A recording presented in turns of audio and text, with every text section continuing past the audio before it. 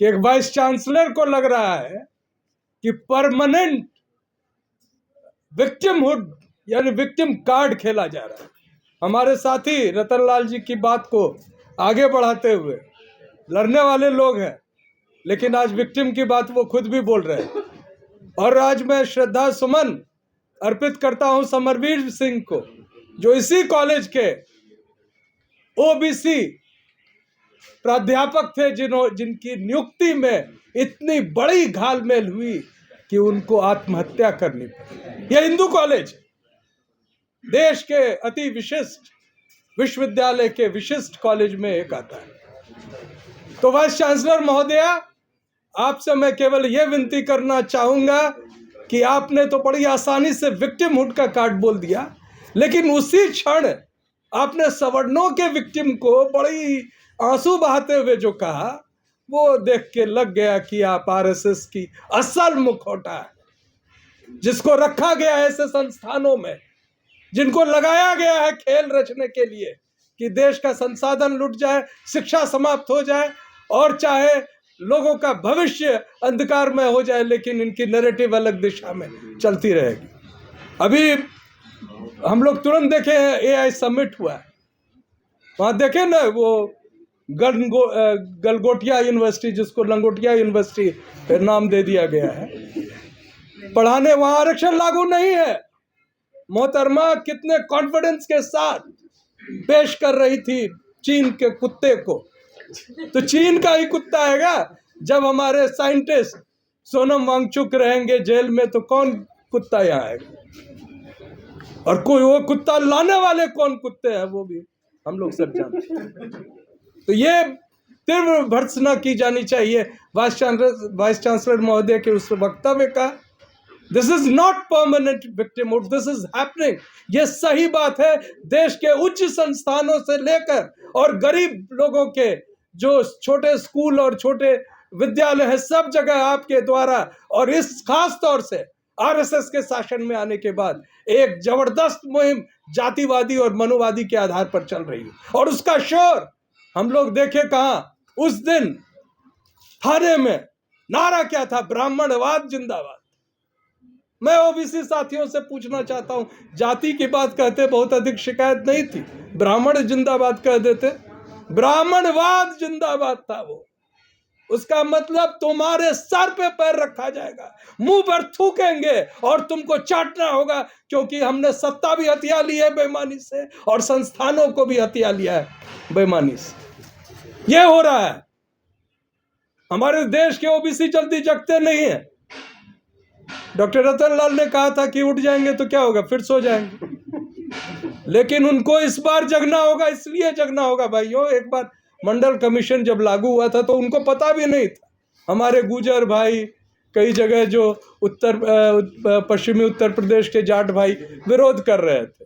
IMNT मंडल लगा के जो लोग उस समय के भविष्य दृश्य को देखे होंगे उन्हें याद होगा।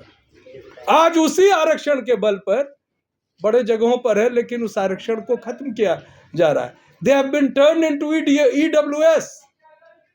ईडब्ल्यूएस 2-3 साल नहीं हुए हैं कि उसमें आपको दिया जा रहा है बैकलॉग। और ओबीसी के आरक्षण 2008 से है, उसमें उनको नजर ही नहीं आ रहा है क्या, मुकम्मल रूप से 2008 से था, उसमें भी NFS। आप देखिए, अभी एक हमारे छात्र सोशल मीडिया पर वायरल किए हैं, रतनलाल जी के शिष्य, एक जगह रिटन टेस्ट हुआ, फर्स्ट 2 में वो आए, 2 पोस्ट था, और इंटरव्यू के बाद उनको नहीं सिलेक्ट किया गया। किसको किया गया? जो न JRF था, न नेट था और न ही PhD था। कानून को थता बताकर, संविधान को लात मारकर ये शासन कर रहे हैं। वो तो वोट चोरी में देख ही लिए है, SIR में देख ही रहे, लेकिन अब ये संस्थानों में खुले और नंगे रूप से, और प्रधानमंत्री क्या कहते, नंगा हो गया खुद, जो एप्स्टीन फाइल में लिपट के अपने आप को भी नहीं बचा पा रहा है, वो क्या बोलेगा देश? उसकी तो मंत्री जो है वो हरदीप सिंह पुरी, इसी कॉलेज का पढ़ा हुआ है जहां हम बैठे हुए हैं, हिंदू कॉलेज का, और उसका बेशर्मी से देखिए इंटरव्यू पर इंटरव्यू गोदी मीडिया में चल रहा है। क्या बोलता है? बच्चियों के चित्कार को बोलता है अंडर एज वुमेन का शिकायत। रूह कांप जाता है जो वो वीडियोस वायरल हो रहे हैं सारे इंस्टाग्राम और अलग अलग जगह पर। लेकिन ये राक्षसों का समूह है, ये पिशाचों का समूह है, ये आरएसएस है, और इसकी यही डिजाइन और इसी तरह ये काम करते हैं। मैं बताना चाहूंगा कि कांग्रेस पार्टी रोहित एक्ट की बात की है। कर्नाटक में ये एक्ट लागू हो गया, लेकिन आश्चर्य होगा आपको जान के कांग्रेस पार्टी के ही किसी दूसरे राज्य की इकाई ने इसका विरोध कर दिया। आप जाति के बाहर नहीं निकल पा रहे। राहुल जी सड़कों पे है और आप क्या कर रहे हैं? एक स्टेट का इकाई यूजीसी इक्विटी रेगुलेशन ऑफ 2026 का ऑफिशियली विरोध किया है। And Congress party has not given official stand in its favour, जबकि अभी तुरंत डॉक्टर रतन लाल भी बताया और मैं भी आपको बता रहा हूं कि ये घोषणा पत्र में शामिल है।